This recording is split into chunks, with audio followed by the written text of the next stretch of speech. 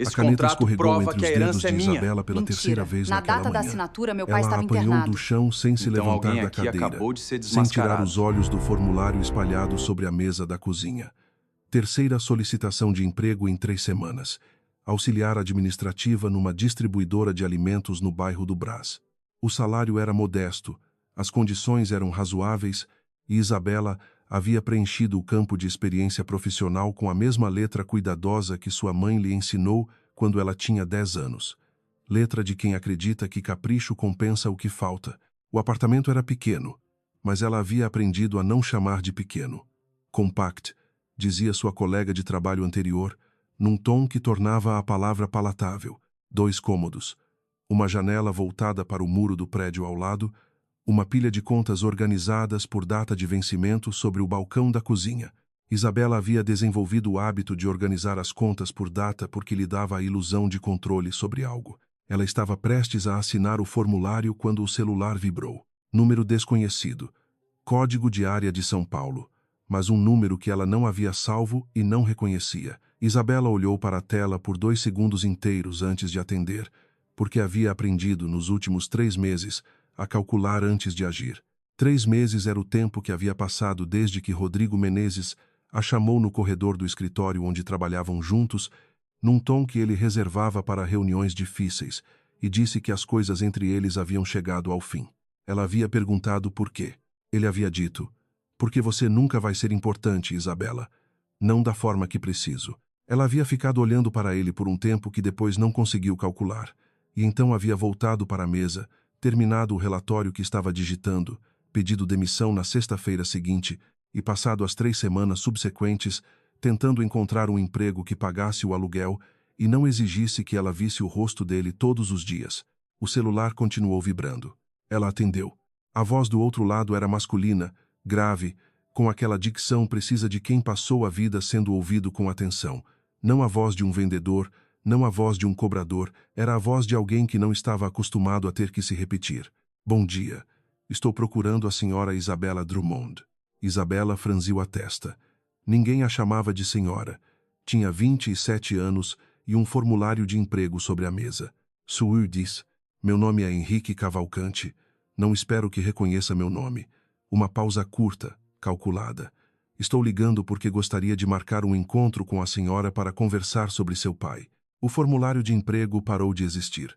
Isabela ficou com o celular encostado no ouvido por 3 segundos, sem dizer nada, sentindo o nome do pai aterrissar no meio da cozinha compacta, como um objeto pesado que ela não havia pedido e não sabia onde colocar. Seu pai havia morrido há 4 anos. 4 anos, 2 meses e alguns dias, se ela quisesse ser precisa, o que ela geralmente evitava ser.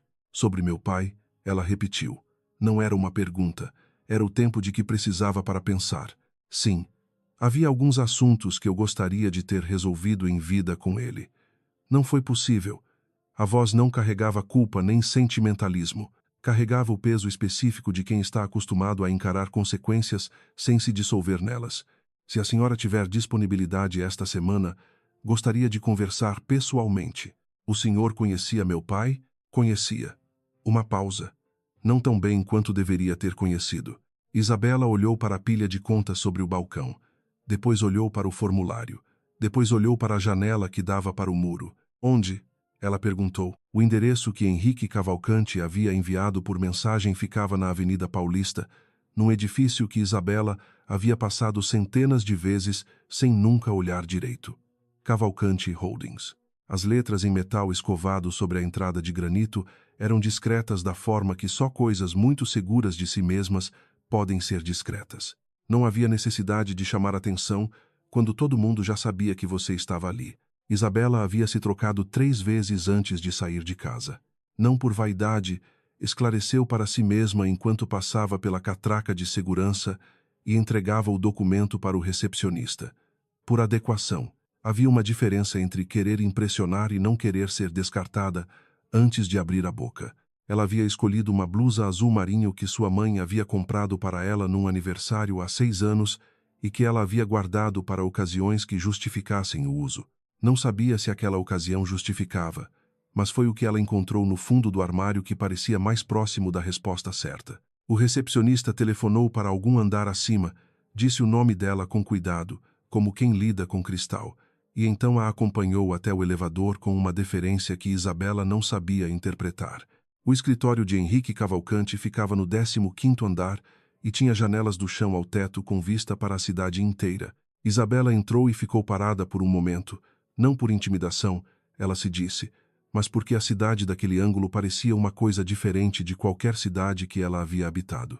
Lá embaixo, São Paulo era barulho e urgência e contas vencendo.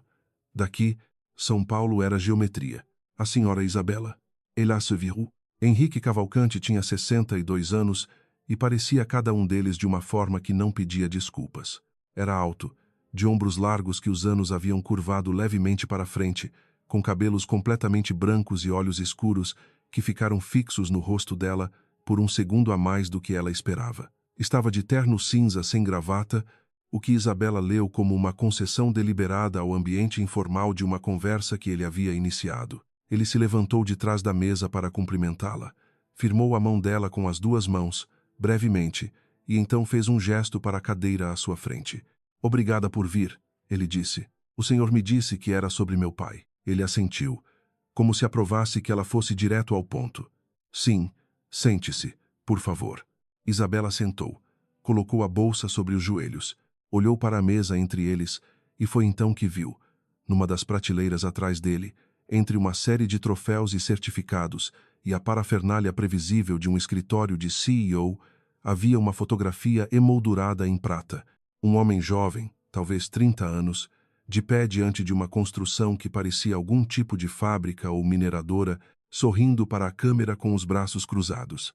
Isabela olhou para aquele rosto por 3 segundos e sentiu algo se descolar dentro dela, lento, como uma página de livro antigo que a umidade vai separando da encadernação. O homem na fotografia não era seu pai, mas havia algo nos ângulos do rosto, na forma como as sobrancelhas assentavam sobre os olhos, que fazia a memória dela tropeçar. Ela tirou o olhar da fotografia antes de poder pensar direito no que havia visto. O senhor disse que conhecia meu pai? Ela começou. Como o senhor o conhecia? Henrique entrelaçou os dedos sobre a mesa. Era um gesto contido, o gesto de alguém que está escolhendo com cuidado o quanto vai contar agora e o quanto vai guardar para depois. Tivemos contato há muitos anos, ele disse. Antes de você nascer, perdemos o contato e não voltamos a nos falar. Soube do falecimento dele tarde demais para comparecer. Isabela estudou o rosto dele. E o que o senhor queria conversar comigo? Há uma situação que eu deveria ter resolvido com seu pai e não resolvi. Ele falou devagar, pesando cada palavra como quem carrega algo frágil numa caixa aberta. Não posso mais resolver com ele, mas posso tentar fazer algo por você, se a senhora me permitir.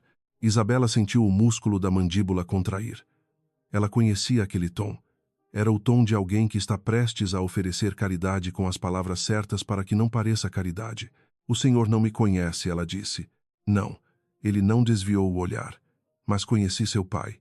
Houve um silêncio entre eles. Não um silêncio desconfortável, mas o tipo de silêncio que acontece quando duas pessoas estão medindo uma a outra com cuidado suficiente para respeitar o processo. O que o senhor está propondo? Isabela perguntou por fim. Henrique abriu uma gaveta e colocou sobre a mesa uma pasta fina, azul marinho, com o logotipo da Cavalcante Holdings discreto no canto. Existe um programa de bolsas que nossa empresa mantém para jovens com perfil profissional promissor. Inclui financiamento integral de mestrado, mais uma bolsa mensal durante o período do curso e, ao final, possibilidade de posição na empresa se houver interesse mútuo. Isabela olhou para a pasta. Sem contrapartida, a senhora não seria selecionada para o programa por nenhum motivo que não fosse mérito, ele disse. Posso lhe mostrar os critérios de seleção. A senhora se qualificaria por conta própria, mas o senhor não me encontrou por causa de um processo seletivo. Ele ficou quieto por um momento. Não, ele admitiu. Não foi assim. Isabela deixou a afirmação ficar no ar entre eles. Depois olhou mais uma vez para a prateleira atrás dele. A fotografia do homem jovem. Os ângulos familiares do rosto que ela não conseguia colocar no lugar certo. Posso pensar? Ela disse. Claro. Henrique se levantou quando ela se levantou, o que era um gesto que ela não havia esperado. O número que me ligou continua ativo. Pode me contatar quando quiser. Isabela apertou a mão dele, pegou sua bolsa, Caminhou até a porta. Parou com a mão na maçaneta. "O senhor tem filhos?" ela perguntou, sem se virar completamente. Uma pausa longa. Curta demais para ser aleatória. "Não tenho", ele disse. Isabela assentiu para a porta e saiu. Ela não foi direto para casa. Ficou andando pela Paulista por 40 minutos, com o sol da tarde de outubro batendo oblíquo nas laterais dos prédios e as pessoas passando ao redor dela com a urgência habitual de quem tem um destino claro. Isabela não tinha um destino claro. Tinha uma pasta azul marinho debaixo do braço e uma fotografia na cabeça que ela não conseguia deixar de ver. A bolsa era real. Ela havia olhado os documentos na pasta antes de sair do prédio, sentada num banco da recepção do 15º andar. Os critérios de seleção eram detalhados, os valores eram generosos, e havia uma cláusula explícita estabelecendo que a bolsista não teria nenhuma obrigação contratual além de completar o curso com aproveitamento. Ela havia lido 2 vezes porque havia aprendido a ler contratos 2 vezes depois de Rodrigo. Rodrigo. Ela havia prometido para si mesma que não ia pensar nele hoje. Mas era difícil não pensar nele enquanto segurava uma pasta com a proposta mais concreta de futuro que havia aparecido na sua frente em 3 meses, porque havia algo especificamente doloroso em receber uma coisa boa logo depois de alguém ter dito que você nunca seria importante.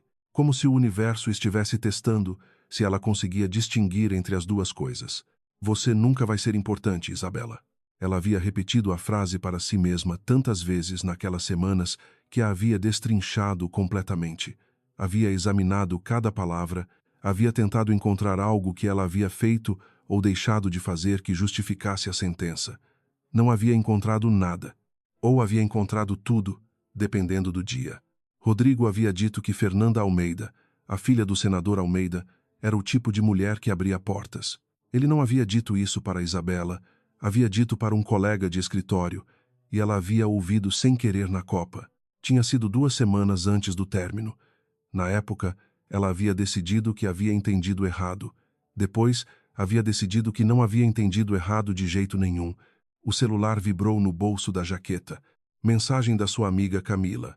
"Você sumiu. Tá bem?" Isabela digitou. "Tô bem. Depois te conto." Guardou o celular e continuou andando. Ela pensou no pai.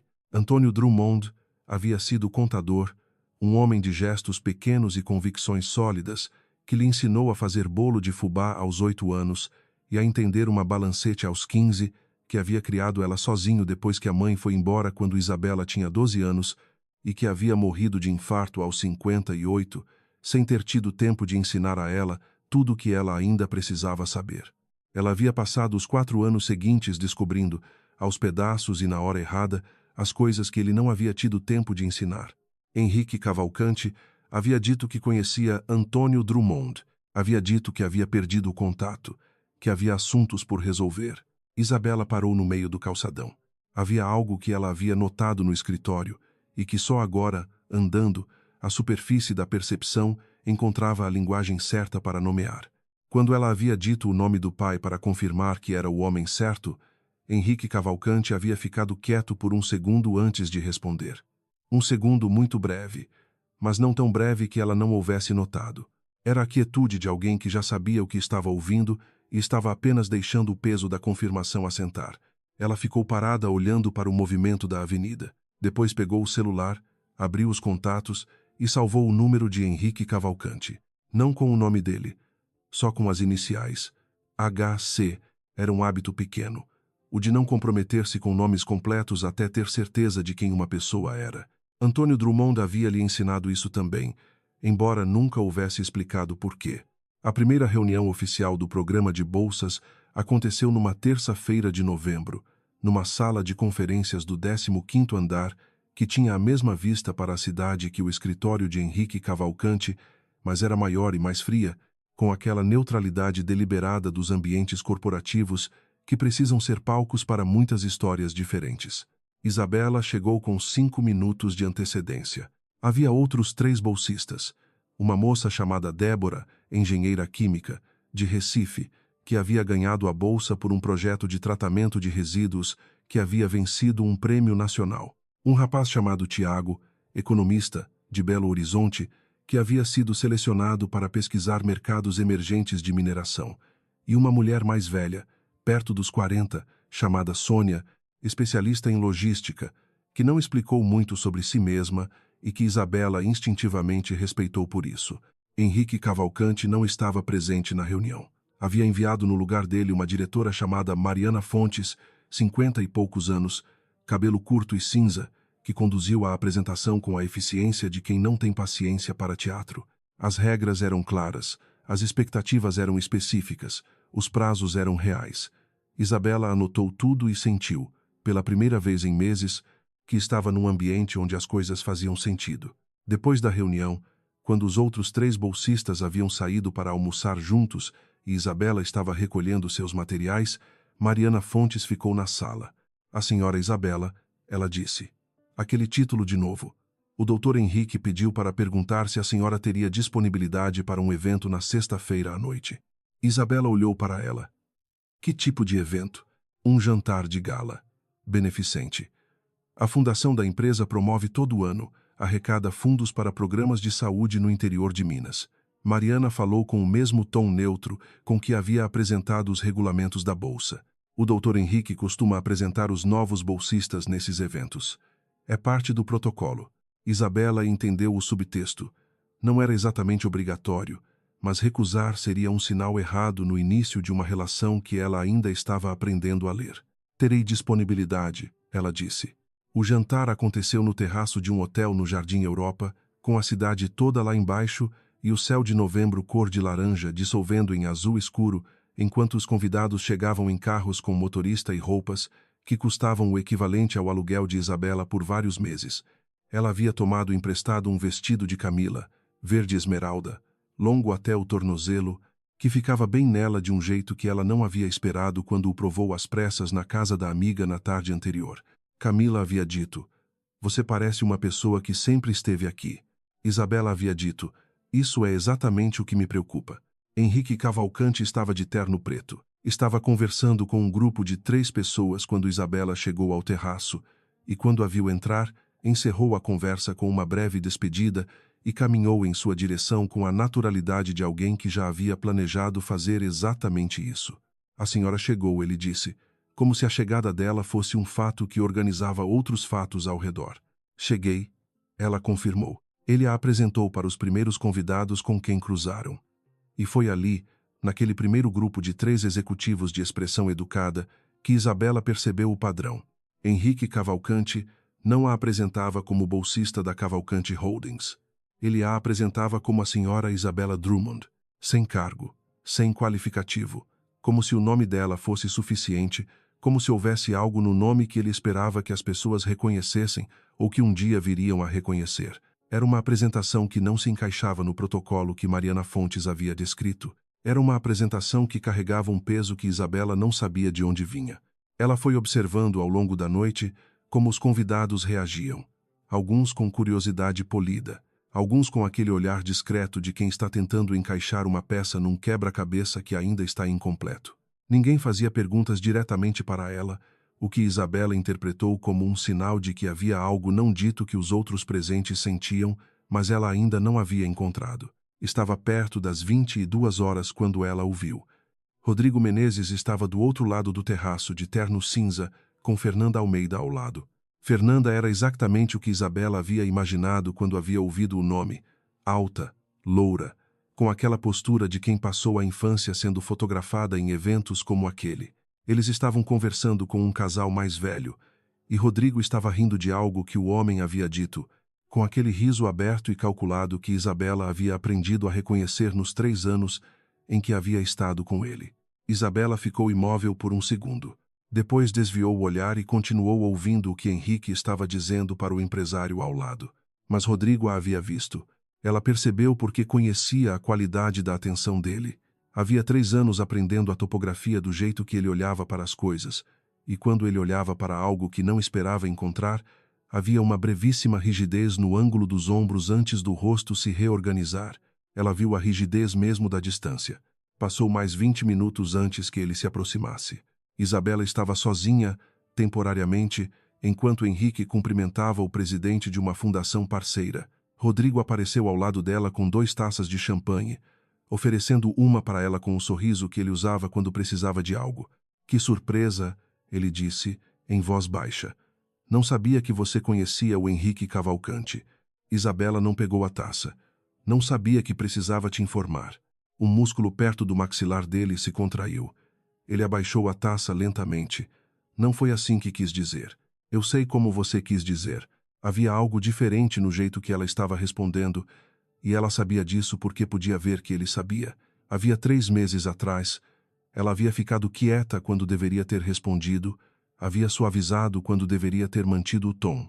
Agora estava numa rooftop, com um vestido verde que ficava bem nela de um jeito inesperado, e havia um homem do outro lado do terraço que a havia apresentado para CEO e presidentes de fundação, como se o nome dela fosse suficiente explicação, e algo nessa combinação de coisas havia reorganizado algo dentro dela de um jeito que ela ainda estava tentando entender. Isabela. Rodrigo falou o nome dela num tom mais baixo. A gente não precisa ser assim um com o outro. Não somos nada um com o outro, ela disse. Essa é exatamente a questão. Ela estava prestes a se afastar quando ele disse, num tom que ela não havia esperado, tão baixo que quase não chegou até ela acima do barulho das conversas ao redor. O Cavalcante te disse alguma coisa sobre a sua família? Isabela parou. Virou-se para ele muito devagar. O rosto de Rodrigo estava neutro, mas havia algo nos olhos que ela não conseguia nomear imediatamente. Não era curiosidade casual. Era uma atenção afiada, vigilante, do tipo que não aparece quando você está fazendo uma pergunta que não importa. O que você quis dizer com isso? Ela perguntou. Nada.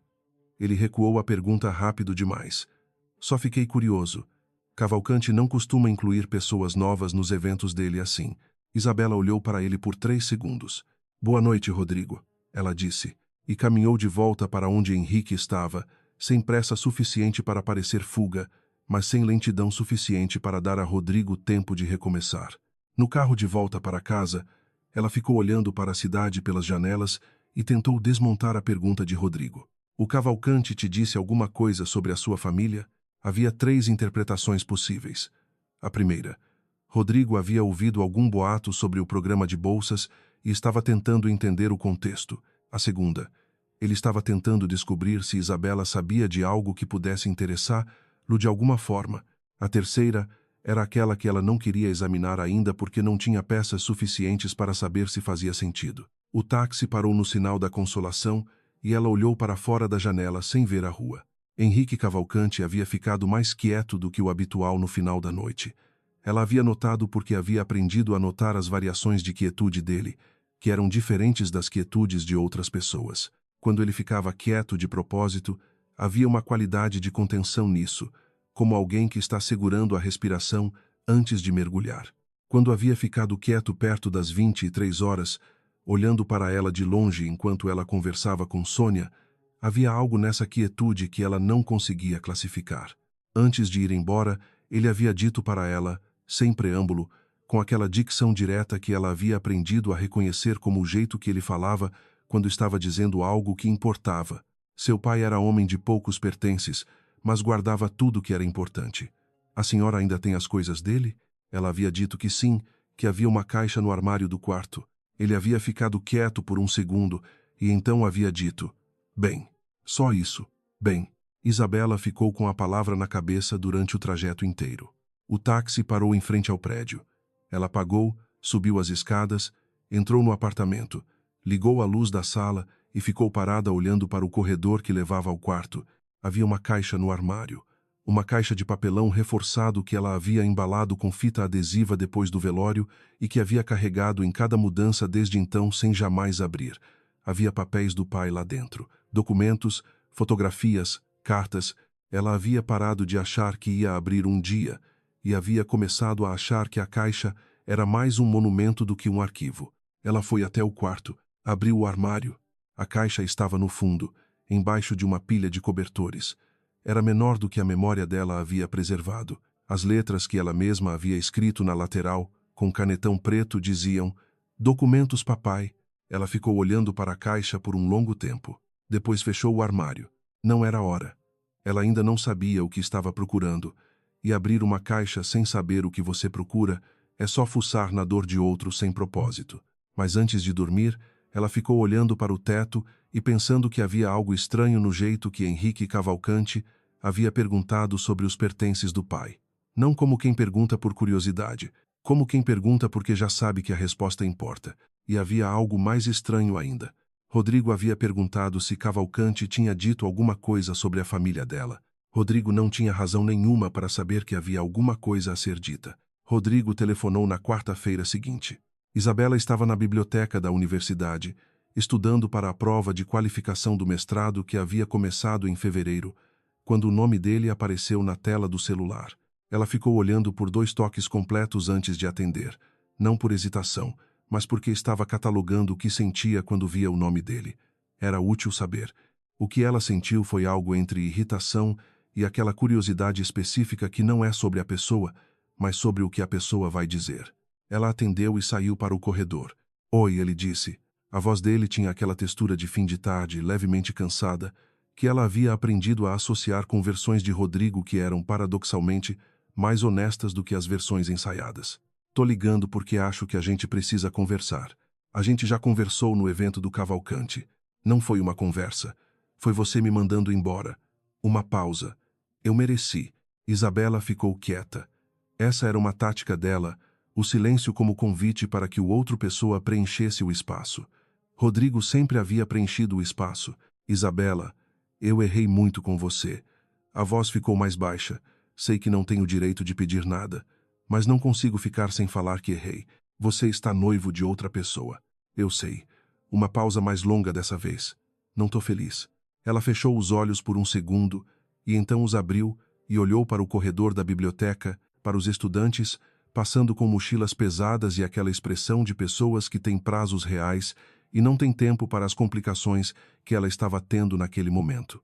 Por que você perguntou sobre Cavalcante naquela noite? Ela disse, direta, sem preâmbulo. Ela ouviu uma pequena mudança na respiração dele. Curta demais para ser nada, longa demais para ser acidental. Foi só curiosidade, ele disse. Não foi. Isabela, Rodrigo.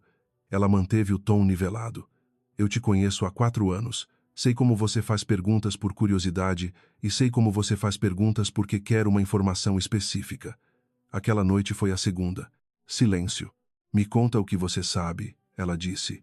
Ou pelo menos me conta o que você pensa que sabe. Uma pausa muito longa.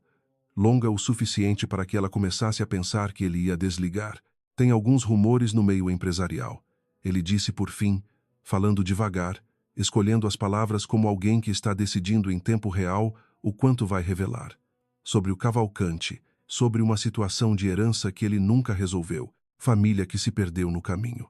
Uma pausa. Eu ouvi seu sobrenome mencionado há uns meses, antes de a gente terminar. Achei que era coincidência. Isabela ficou com a informação assentando. Você disse a mim que eu nunca seria importante. Ela disse, muito quieta, 3 meses atrás. Eu sei. Aqui havia algo diferente na voz dele. Não arrependimento. Ela não estava pronta para nomear aquilo como arrependimento. Era mais parecido com o peso de quem está carregando algo que ficou mais pesado do que havia calculado. Eu estava errado. Você estava errado, ela repetiu. Não como confirmação, como exame. Posso te ver? Pessoalmente? Isabela olhou para a parede em frente. Havia um cartaz sobre uma palestra de epistemologia que aconteceria na semana seguinte. Ela leu as palavras do cartaz enquanto decidia. O problema era este. Havia uma parte dela que queria ouvir o que Rodrigo tinha a dizer pessoalmente, porque havia uma parte dela que ainda não havia terminado de entender o que havia acontecido entre eles. Não porque ainda o amava de um jeito que a comprometia, mas porque havia perguntas que ela havia guardado e que ele talvez pudesse responder. Esse era o tipo de motivação que ela sabia ser perigoso porque se parecia muito com o outro tipo. Posso te ver para almoçar, ela disse. Uma vez. Conversa. Obrigado. Não me agradeça ainda. Eles se encontraram num restaurante perto da universidade, simples, sem toalha de mesa e com barulho suficiente para que a conversa não ressoasse. Rodrigo chegou antes dela, e quando ela entrou ele se levantou, o que era um hábito dele que ela havia sempre achado dissonante com o resto de quem ele era. Ele estava diferente dos últimos meses. Menos polido, as bordas um pouco mais ásperas, o que nele funcionava paradoxalmente como um sinal de tensão. Rodrigo Menezes, quando estava relaxado, era impecável. Quando estava tenso, ficava ligeiramente despenteado na alma. Eles pediram comida. Falaram sobre coisas neutras por 10 minutos, o tipo de conversa de aquecimento que ambos sabiam ser só isso. Então ele disse: "O Cavalcante é um homem de muitos segredos, Isabela." Ela colocou o garfo sobre o prato. "Continue. Eu não estou dizendo que ele é um homem mau." Rodrigo escolhia as palavras com cuidado, o que era um sinal de que havia ensaiado parte do que ia dizer. Mas ele carregou uma situação de família por décadas que nunca foi resolvida legalmente. Tem implicações. Tem pessoas que querem essas implicações resolvidas de um jeito específico. Que pessoas? O conselho da empresa, principalmente, e alguns interesses externos que dependem de como essa questão de sucessão vai se resolver. Isabela ficou quieta. Olhou para o prato. Olhou para ele. "Você está me dizendo que eu devo ter cuidado com Henrique Cavalcante. Estou dizendo que você deve entender com quem está se envolvendo antes de se envolver mais fundo." Era uma frase bem construída, plausível o suficiente para ser generosa, específica o suficiente para ser alarmante. Isabela reconheceu a arquitetura da frase porque havia passado 3 anos aprendendo a arquitetura com que Rodrigo construía argumentos que pareciam estar sendo feitos por você, mas estavam sendo feitos por ele. "Por que você está me contando isso?" ela perguntou. "Porque me importo com você. Você terminou comigo dizendo que eu nunca seria importante." Eu estava errado. Ele disse outra vez, e dessa vez havia algo no rosto dele que ela não conseguia ignorar completamente. "Isabela, eu cometi um erro grave. Com você e com outras coisas. Estou tentando consertar o que posso consertar." Ela ficou com os olhos no rosto dele por um longo momento. A questão era esta. Rodrigo estava dizendo pelo menos uma coisa que era verdade. Havia algo em Henrique Cavalcante que ela não sabia. Havia perguntas que ficavam sem resposta. A fotografia na prateleira, a forma como ele havia perguntado sobre os pertences do pai, a pergunta sobre a família. O problema era que verdades podem ser embalagens para coisas que não são verdades. "Vou pensar no que você disse." Ela falou por fim. Mas foi o que aconteceu 2 dias depois que mudou a tonalidade de tudo. Isabela estava numa reunião de orientação na universidade quando o celular vibrou. "Henrique." Ela esperou o fim da reunião e retornou a ligação no corredor, de costas para a parede, olhando para o movimento de alunos que passavam. "A senhora tem tempo hoje à tarde?" Ele perguntou. "Tenho." "O que aconteceu?" Uma pausa. Nada de urgente. Só precisava conversar sobre algumas coisas. Uma brevíssima hesitação que ela não havia escutado antes na voz dele. "Mariana me informou que a senhora foi vista almoçando com Rodrigo Menezes." Isabela ficou quieta. "Mariana me informou." Ela repetiu, vagarosa. "A diretora do programa me monitora?" "Não é monitoramento. É." Outra pausa. "É um reflexo de preocupação da minha parte." "Com o quê?" "Com quem é Rodrigo Menezes," ele disse. E então, como se houvesse decidido alguma coisa, acrescentou, "e com o que ele pode querer." Isabela ficou com o celular no ouvido, olhando para os estudantes passando, e sentiu uma tonalidade que ela não havia esperado instalar-se dentro dela. Não era raiva, ainda. Era a antecâmara da raiva, aquela temperatura que precede a decisão de como e quando reagir. "Doutor Henrique," ela disse com muito cuidado, "se o senhor tem informações relevantes sobre a minha situação, eu prefiro que o senhor me diga diretamente do que controle o que eu faço sem me explicar por quê." Silêncio. "A senhora tem razão," ele disse por fim. Aquele peso de antes, de alguém carregando algo frágil em caixa aberta, mais presente agora. "Vamos conversar hoje." Às 5, ele desligou antes que ela pudesse responder, o que era incomum para ele, e Isabela ficou olhando para a tela apagada do celular com aquela sensação específica de que havia uma estrutura por baixo de tudo que ela ainda não conseguia ver inteira, como o traçado de um mapa que alguém havia começado a desenhar, mas ainda não havia terminado.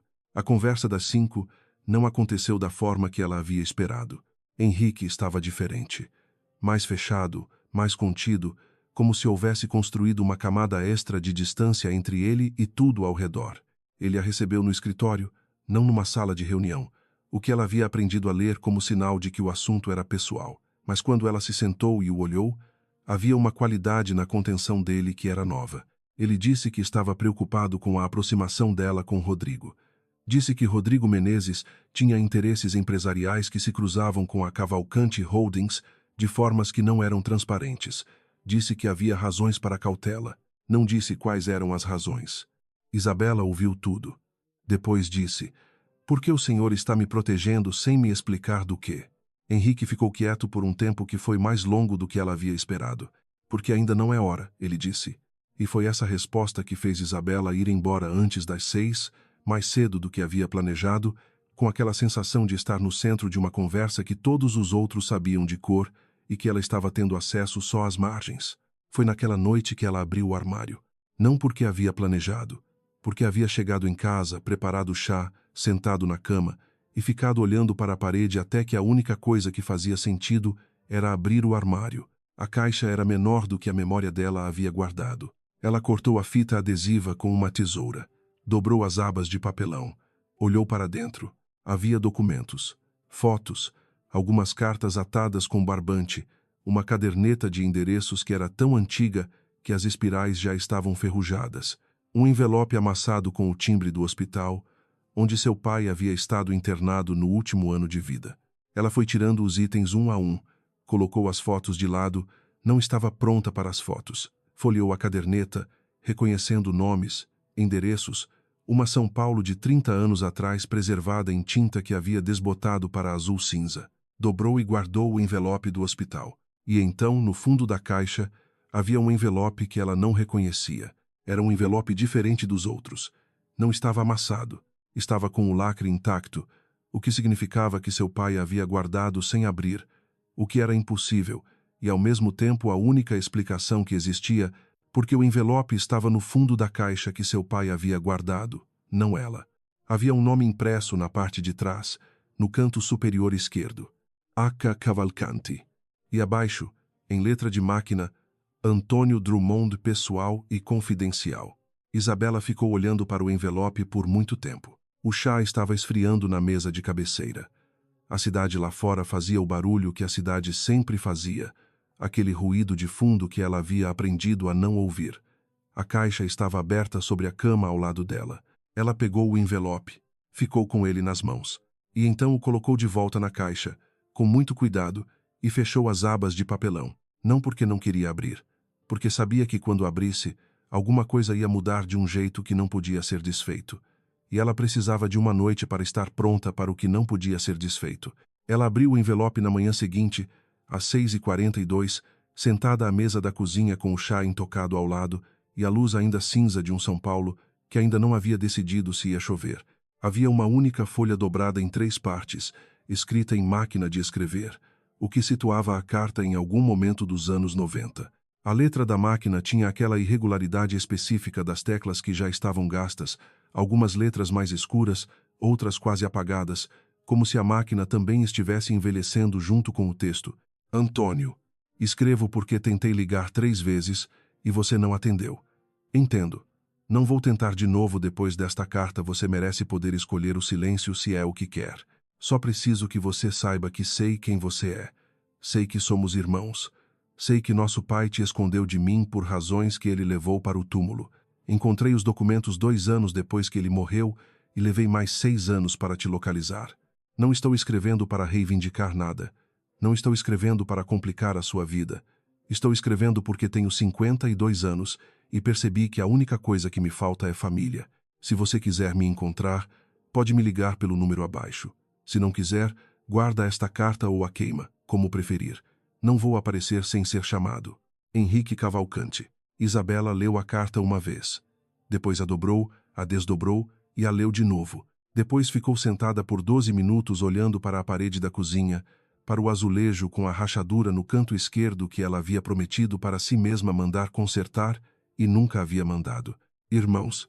Henrique Cavalcanti havia escrito "Somos irmãos" para seu pai, o que significava que Henrique Cavalcanti era irmão do seu pai, o que significava que Henrique Cavalcanti era seu tio, o que significava que havia um homem de 62 anos, que havia passado 20 e poucos anos, sabendo que existia uma sobrinha, e havia escolhido permanecer à distância até que, por alguma razão que ela ainda não entendia completamente, havia escolhido não ficar mais à distância. Ela pegou o celular, digitou a mensagem 2 vezes antes de enviar, porque a primeira versão tinha perguntas demais e ela queria fazer uma por vez. Preciso te ver hoje. Urgente. A resposta de Henrique veio em menos de 3 minutos. Às 10. no escritório. Ela chegou às 9h55.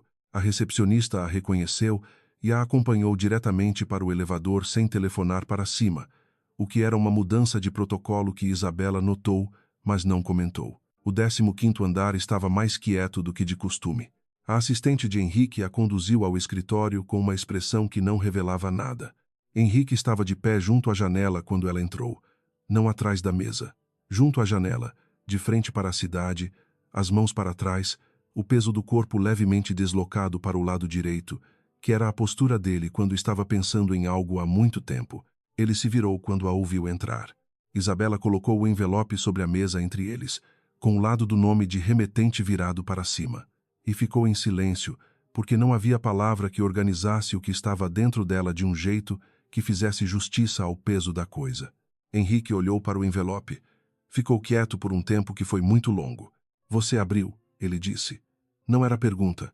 Meu pai não abriu, ela disse. Ele guardou lacrado. Você sabia disso? Uma pausa. Eu suspeitava. Por que ele não abriu? Henrique caminhou até a mesa. Ficou em pé do lado oposto a ela, olhando para o envelope com aquela quietude de contenção que ela havia aprendido a reconhecer. Porque Antônio era o tipo de homem que protegia as pessoas que amava, evitando trazer para perto delas qualquer coisa que pudesse complicar a vida delas. Uma pausa. Ele te amava muito, e o mundo em que eu vivia não era o mundo que ele queria para você. Isabela ficou olhando para ele. O senhor é meu tio, ela disse. Henrique Cavalcanti ficou quieto por um momento que foi diferente de todos os silêncios anteriores. Era um silêncio que não estava contendo coisa nenhuma. Era um silêncio que estava deixando alguma coisa chegar. Sou, ele disse. A palavra era curta demais para o peso que tinha. E eu sou a herdeira da família Cavalcanti. Outra pausa. Você é a única descendente direta que existe. Não tenho outros parentes.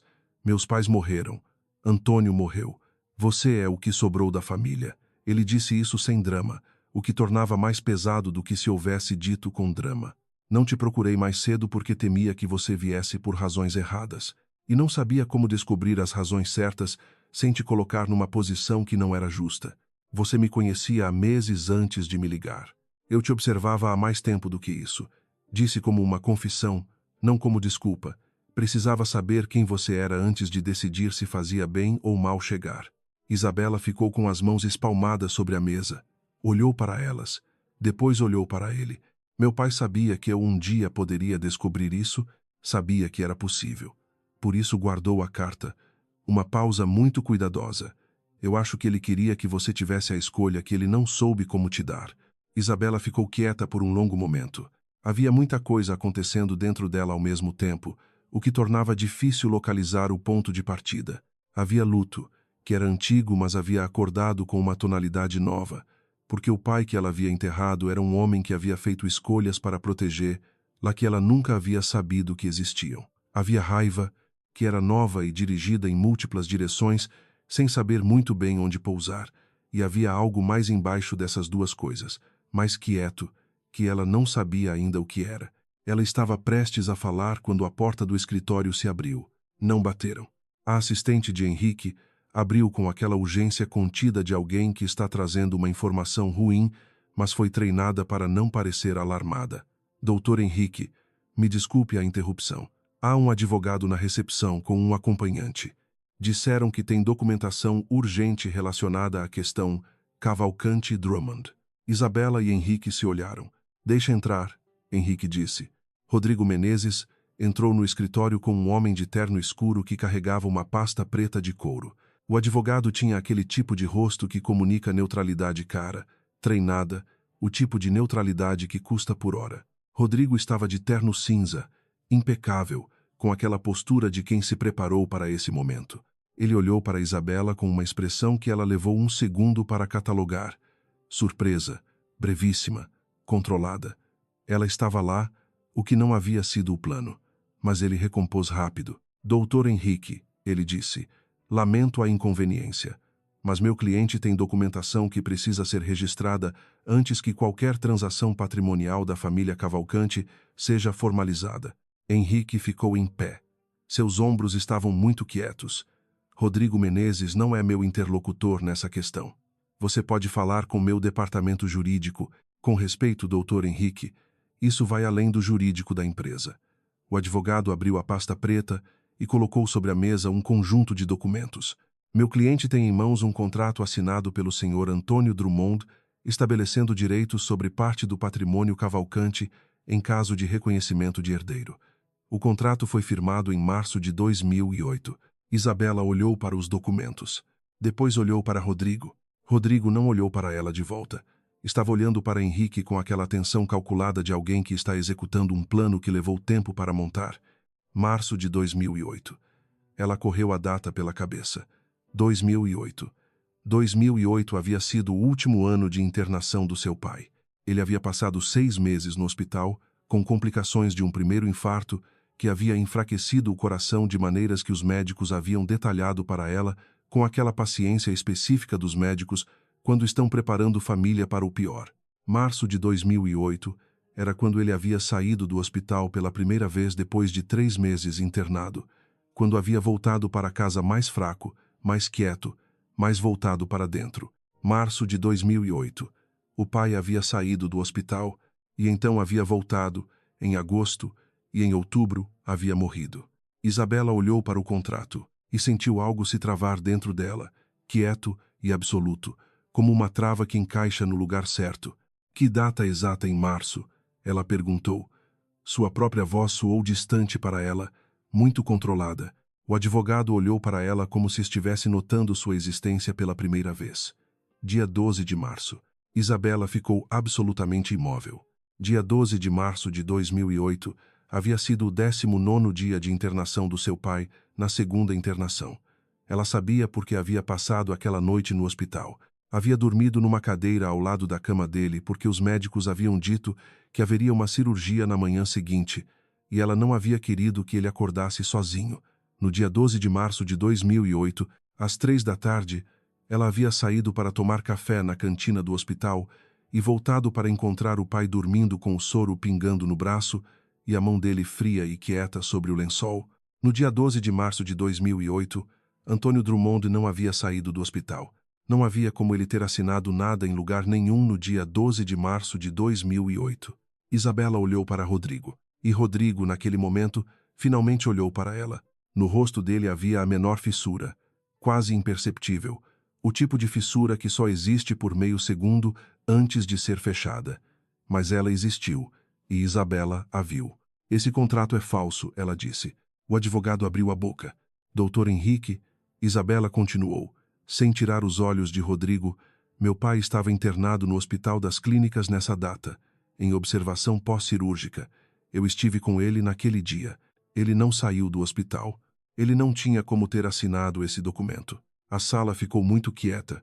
Isso seria necessário comprovar, o advogado disse, com aquela neutralidade de quem foi treinado para não recuar na primeira investida. Registros hospitalares são documentos que precisam de processo formal para serem acessados. Eu sei, disse Isabela, e vou acessá-los. Havia um custo nisso, e ela o sabia enquanto dizia. O prontuário de seu pai estava lacrado por solicitação dele, uma cláusula de privacidade que ele havia pedido, porque havia informações lá dentro que ele havia dito para ela, num dia quieto de setembro, que eram coisas que a protegiam melhor fechadas do que abertas. Ela havia respeitado isso. Havia passado 4 anos respeitando isso. Para abrir o prontuário, ela teria que quebrar a única promessa formal que havia feito para ele depois que ele havia morrido. Rodrigo olhou para ela agora com uma expressão que ela reconheceu com amargura. A expressão de alguém que havia subestimado. Você vai abrir o prontuário do seu pai, ele disse, em voz baixa, quase incrédulo. Para provar que você forjou um contrato usando o nome de um homem morto, ela disse, sim. Havia um procedimento para acessar prontuários lacrados por vontade do paciente. Isabela aprendeu cada etapa desse procedimento nos 3 dias seguintes, porque havia aprendido com o pai que quando você precisa fazer algo difícil, você aprende como fazer direito antes de começar. O procedimento envolvia um requerimento formal ao hospital, a apresentação de documentação comprobatória do vínculo familiar, uma análise por comitê de ética médica e um prazo de resposta de até 15 dias úteis que, na prática, dependia de quem estava no comitê e de quão urgente era considerada a situação. Isabela entrou com o requerimento na quarta-feira. Trouxe certidão de nascimento, certidão de óbito do pai, documentação do inventário e uma carta explicando a natureza jurídica da solicitação. Sentou diante de uma funcionária de óculos redondos que leu cada documento com o cuidado de alguém que entende que aquele papel representa algo para a pessoa sentada à frente, e então disse que o comitê se reuniria na segunda-feira. Segunda-feira, Isabela repetiu. Não posso acelerar além disso. A funcionária disse, não sem gentileza, mas posso garantir que vai para a pauta prioritária. Isabela agradeceu e saiu. No corredor do hospital, ela parou e ficou olhando para o linóleo do chão por alguns segundos. O cheiro de hospital era o mesmo de sempre, aquele cheiro que ela havia aprendido a associar não com doença, mas com as horas longas de espera ao lado de alguém que você ama e sobre quem você não tem controle nenhum. Era um cheiro que ativava a memória antes de ativar o pensamento. O celular vibrou. Era Henrique. Como está? Ela digitou. Entramos com o requerimento. Segunda-feira tem resposta. Uma pausa. Depois. Preciso te contar algo sobre a reunião do conselho. A reunião do conselho da Cavalcante Holdings havia sido convocada para a sexta-feira seguinte. Isabela soube disso pela assistente de Henrique, que ligou na quinta-feira de manhã com aquele tom de quem está transmitindo uma informação que excede o protocolo normal da função. O doutor Henrique pediu que a senhora estivesse presente. A assistente disse. Às 14 horas. Por quê? Isabela perguntou, diretamente, uma pausa brevíssima. Ele vai apresentar formalmente a questão da sucessão para o conselho. Isabela ficou quieta por um segundo. Antes de termos a comprovação do prontuário, sim, ela entendeu então. Rodrigo havia antecipado o movimento ao aparecer com o contrato falso, havia forçado Henrique a reagir antes que estivesse pronto. Se Henrique esperasse o prontuário, o advogado de Rodrigo poderia protocolar uma ação preventiva, que complicaria o reconhecimento formal. A única forma de neutralizar era mover primeiro. Vou estar lá, ela disse. A sala do conselho era diferente do escritório de Henrique. Era maior, mais formal, com aquela solenidade específica de ambientes projetados para que as decisões tomadas dentro deles pareçam inevitáveis. Havia uma mesa comprida de madeira escura e cadeiras de couro ao redor, e 8 pessoas sentadas quando Isabela entrou com Henrique às 14 horas em ponto. Ela não havia estado numa sala de conselho antes. Havia lido sobre elas, havia imaginado como eram, e a realidade coincidia com a imaginação de um jeito que era ao mesmo tempo decepcionante e tranquilizador. Era uma sala de pessoas que tomavam decisões. As pessoas pareciam pessoas que tomavam decisões. Henrique a apresentou sem preâmbulo. Esta é Isabela Drummond. É minha sobrinha. É a herdeira da família Cavalcante. O silêncio que se seguiu foi o tipo de silêncio que Isabela havia aprendido a ler. Não surpresa, porque pelo menos alguns dos presentes claramente já haviam sido informados, mas o silêncio de pessoas calculando implicações em tempo real. Houve perguntas. Documentação.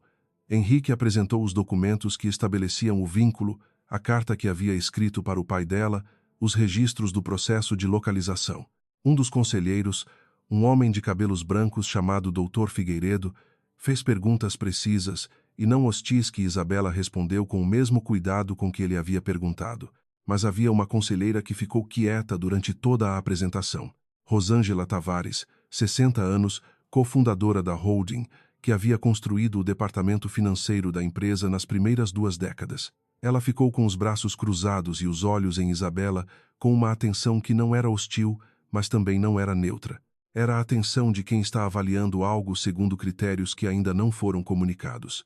No final da apresentação, quando Henrique disse que propunha uma moção formal de reconhecimento da herdeira para votação imediata, Rosângela Tavares falou pela primeira vez. Vou me abster. A sala ficou quieta. Não voto contra, ela disse, antes que Henrique pudesse responder. Mas também não voto a favor ainda. Tenho uma condição. Henrique ficou imóvel. Qual condição? Rosângela olhou diretamente para Isabela. Quero ouvir dela. Não de você, Henrique. Dela. Uma pausa. Quero saber o que ela quer com isso. Isabela sentiu os olhos de todos na sala girarem para ela. Havia o impulso breve de olhar para Henrique para verificar como responder. Ela resistiu ao impulso, porque entendeu, naquele segundo, que Rosângela Tavares estava fazendo a única pergunta honesta que havia sido feita na sala até então, e que a pergunta merecia uma resposta honesta, não uma resposta ensaiada. Ela se levantou da cadeira.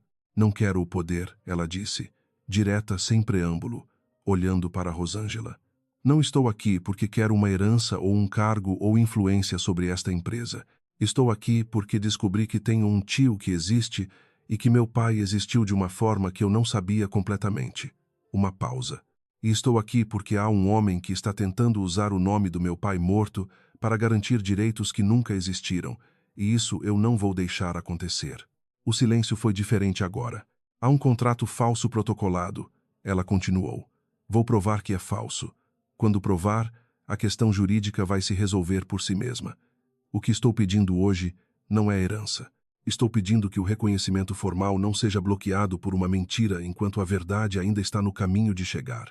Rosângela Tavares ficou olhando para ela por um longo momento. Isso não resolve o problema da votação, disse um conselheiro do lado esquerdo da mesa. Não, Rosângela concordou, mas seu tom havia mudado levemente. Mas muda o que eu preciso saber antes de decidir. Ela descruzou os braços. Vou aguardar a comprovação do prontuário. Se o contrato for provado falso, voto a favor. Se o processo demorar mais de 30 dias, reconsidero. 30 dias é razoável, Henrique disse. A moção foi suspensa. A reunião foi encerrada. Isabela saiu da sala antes de Henrique. Precisava de ar e de um corredor vazio para organizar o que estava sentindo antes de ter que falar com alguém. O corredor estava de fato vazio, exceto por uma janela larga no final que dava para o pátio interno do edifício, um quadrado de concreto com um jardim suspenso que ela não havia notado antes. Ela caminhou até a janela e ficou olhando para o jardim. Havia plantas que ela não sabia nomear crescendo em canteiros estreitos, verdes e específicas, com aquela sobrevivência discreta das coisas que alguém cuida sem exibir. Rosângela sempre foi assim. Ela se virou. Henrique havia chegado sem barulho, o que era um hábito dele que ela ainda estava aprendendo a antecipar. Ele ficou ao lado dela olhando para o jardim. Como assim? Ela perguntou. Ela não decide por lealdade nem por lógica pura. Decide por caráter. Uma pausa. Precisou te ver para decidir. Isabela ficou quieta. Eu disse a ela que não quero poder. Eu ouvi. Henrique ficou olhando para o jardim por mais alguns segundos. Era verdade? Era verdade. Ele assentiu, lentamente, como quem está colocando um peso no lugar certo depois de ter carregado por um tempo. Seu pai também não queria poder. Era uma característica da família que eu levei tempo para entender. Isabela virou-se para ele.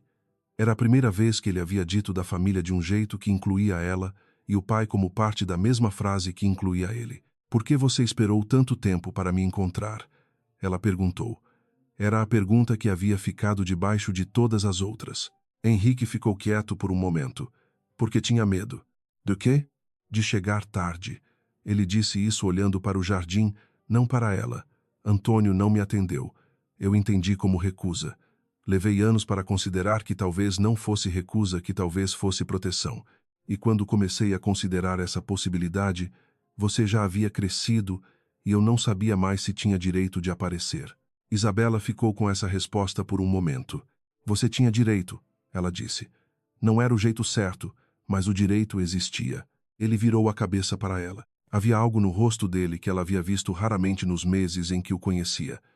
Uma abertura, uma vulnerabilidade sem disfarce, do tipo que aparece em pessoas que passaram a vida inteira sendo protegidas pela armadura da posição e que, quando tiram a armadura, ficam expostas de um jeito que não sabem direito como habitar.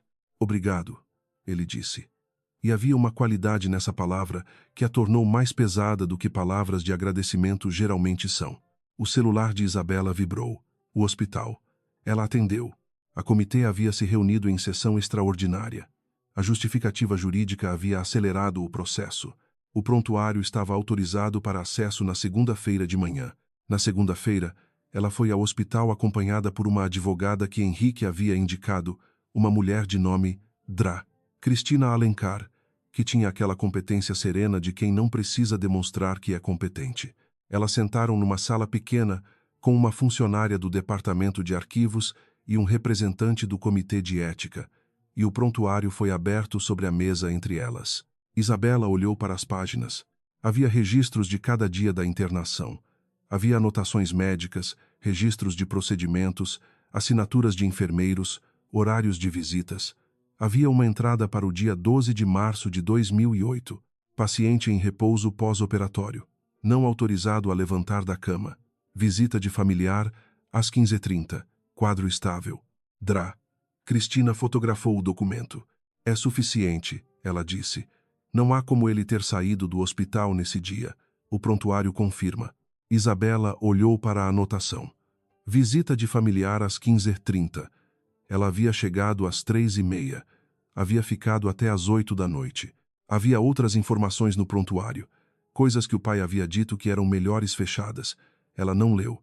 Pediu para DRA. Cristina fotografar apenas as páginas do período do contrato e fechou o prontuário antes de continuar. Havia uma coisa, uma única coisa, que ela havia lido antes de fechar que o pai havia escrito numa folha avulsa junto com o prontuário.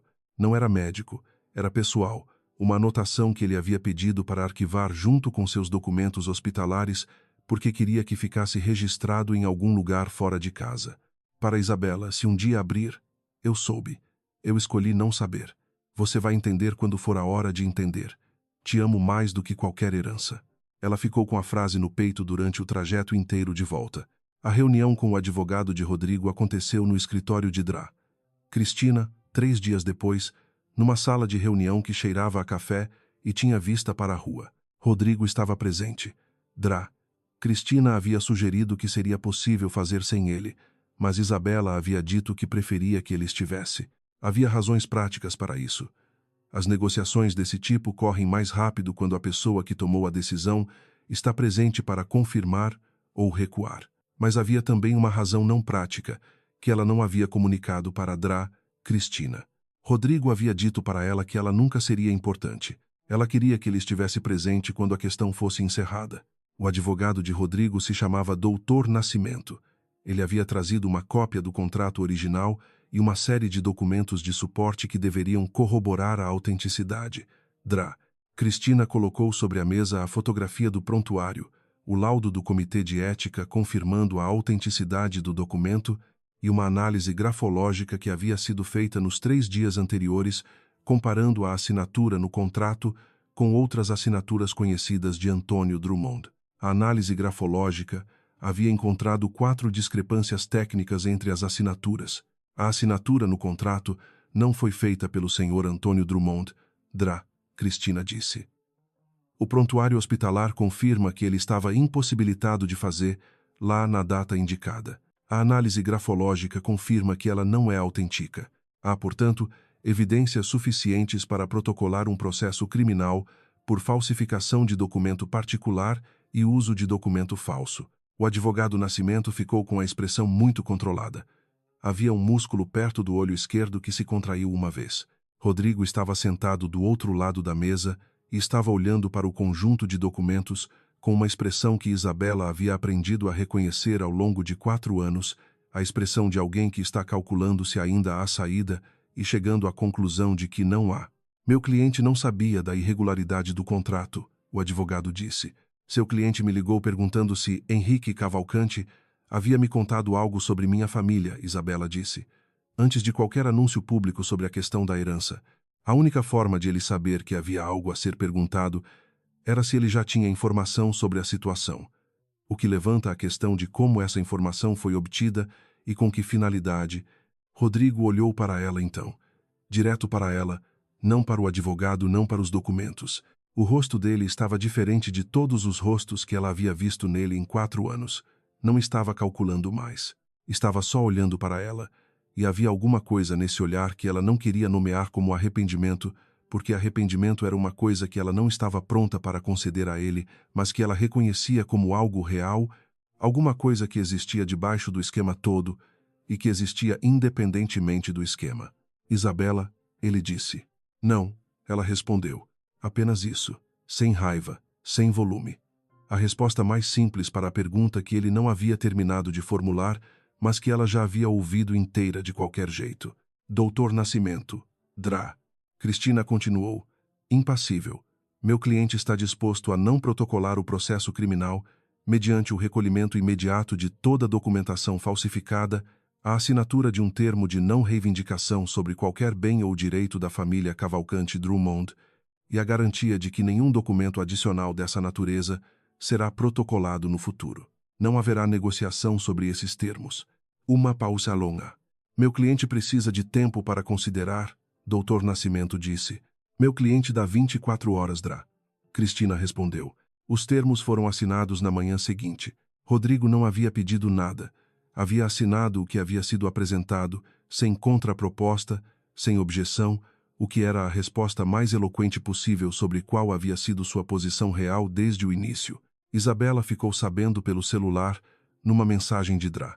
Cristina, enquanto estava na universidade, sentada no banco de um corredor entre duas aulas. Ela leu a mensagem 2 vezes. Ficou com o celular no colo por um momento olhando para o linóleo do corredor. Depois digitou uma resposta para Dra. Cristina obrigada e ficou sentada ali por mais alguns minutos, ouvindo o barulho das salas ao redor, estudantes, cadeiras se movendo, uma professora falando sobre algo que ela não conseguia distinguir através da porta fechada. Havia um peso que havia saído de algum lugar dentro dela. Ela estava tentando localizar onde havia sido o peso. Era o peso de não saber se ela havia herdado algo do pai ou se havia inventado algo que não existia. A resposta havia chegado por vias que ela não havia esperado, pelo prontuário que ele havia pedido que ficasse fechado, pela carta que havia ficado lacrada na caixa, pela nota avulsa que ele havia pedido para arquivar, como se soubesse que um dia ela chegaria até ali. Te amo mais do que qualquer herança. Ele havia sabido, e havia protegido o conhecimento até que ela estivesse pronta para carregá-lo. A votação do conselho aconteceu na sexta-feira da semana seguinte. Rosângela Tavares votou a favor. 6-0, com 2 abstenções que Henrique havia dito para ela previamente que eram posições políticas internas sem relação com a questão do reconhecimento. O resultado foi comunicado por Dra. Cristina com aquele tom neutro da confirmação de um fato que já havia sido previsto mas que só existe completamente quando é dito em voz alta. Isabela Drummond foi formalmente reconhecida como herdeira da família Cavalcante. Henrique estava no escritório quando ela chegou depois da votação. Estava sentado na cadeira atrás da mesa, não junto à janela como havia estado na manhã em que ela havia colocado o envelope entre eles. Havia 2 copos de água sobre a mesa e a vista da cidade pela janela tinha aquela qualidade de fim de tarde de sexta-feira, a luz mais dourada e mais inclinada, a cidade ficando levemente mais lenta antes do fim de semana. Ela se sentou. Eles ficaram em silêncio por um momento. Quero te propor uma coisa, ela disse. Ele ficou quieto, ouvindo. Não quero o conselho. Não quero um cargo executivo. Não quero ter que aprender a gerir uma mineradora nos próximos 6 meses, enquanto ainda estou terminando um mestrado. Uma pausa, mas quero usar parte do que é formalmente meu para criar uma coisa. Um fundo de bolsas, com o nome do meu pai. Ela disse devagar, porque havia pensado nessa parte durante toda a semana e ainda estava descobrindo os contornos enquanto falava. Antônio Drummond era contador. Passou a vida inteira ajudando pequenas empresas a não fechar porque não conseguiam entender os próprios números. Ele merece ter o nome em alguma coisa que continue. Henrique ficou quieto por um longo tempo. É uma proposta boa, ele disse por fim. Sei que é boa, ela disse sem vaidade. Também preciso que você saiba que não estou fazendo isso para parecer generosa. Estou fazendo porque é o que faz sentido. Ele assentiu. Depois ficou olhando para ela com aquela abertura que ela havia visto uma vez no corredor e que havia voltado agora de um jeito levemente diferente, mais quieto, como se houvesse passado por um lugar e chegado num lugar adjacente, mas diferente. Posso te chamar de uma coisa? Ele disse. Ela esperou. Minha sobrinha. A palavra saiu devagar, com o cuidado de alguém que está dizendo algo pela primeira vez e quer que o peso da primeira vez não seja desperdiçado na pressa. Isabela ficou com a palavra por um momento. Havia um espaço depois da palavra que pedia preenchimento. Ela conhecia o preenchimento certo. Havia pensado nele também, na semana que havia passado, de formas diferentes e em momentos diferentes, enquanto estava na biblioteca, enquanto estava esperando a volta da Dra. Cristina, enquanto estava sentada no corredor da universidade com o celular no colo depois da mensagem sobre os termos assinados. Sim, tio, ela disse. 2 palavras. E o peso que elas tinham era desproporcional ao tamanho delas, o que era exatamente o que ela havia esperado que fosse, e exatamente o que não havia como explicar para ninguém que não estivesse sentado naquela cadeira, naquele momento, naquela sala, com aquela vista da cidade ficando dourada lá fora. Henrique ficou olhando para ela. Havia algo no rosto dele que ela havia visto uma única vez no rosto do pai, numa tarde de agosto 2 meses, antes de ele morrer, quando ela havia levado bolo de fubá para o hospital e ele havia comido um pedaço com aquela lentidão de quem está sabendo que está saboreando, e havia olhado para ela com uma expressão que ela havia passado 4 anos tentando descrever para si mesma, sem encontrar a palavra certa. Ela encontrou agora. Era a expressão de alguém que chegou. 3 semanas depois, Isabela foi até o escritório de Henrique para assinar os documentos do fundo. A assistente a recebeu pelo nome, que havia mudado para algo levemente diferente nos últimos dias, uma inflexão diferente, como quem passou de um protocolo para outro protocolo mais próximo. No caminho de saída, na recepção do 15º andar, ela cruzou com Rosângela Tavares. As duas pararam. Rosângela olhou para ela com aquela atenção avaliadora que Isabela havia aprendido a reconhecer como a forma que a conselheira tinha de respeitar as coisas. Fundo Antônio Drummond, Rosângela disse. Havia lido sobre o projeto nos comunicados internos. Nome bom. Era um homem bom, Isabela disse. Rosângela assentiu. Depois, antes de continuar andando, disse: Senhora Cavalcante. Não era pergunta, não era irônico. Era o jeito que Rosângela Tavares tinha de dizer: eu vi, eu confirmo, isso é real. Isabela ficou com o título por um segundo. Havia algo específico em ser chamada assim por aquela mulher naquele corredor.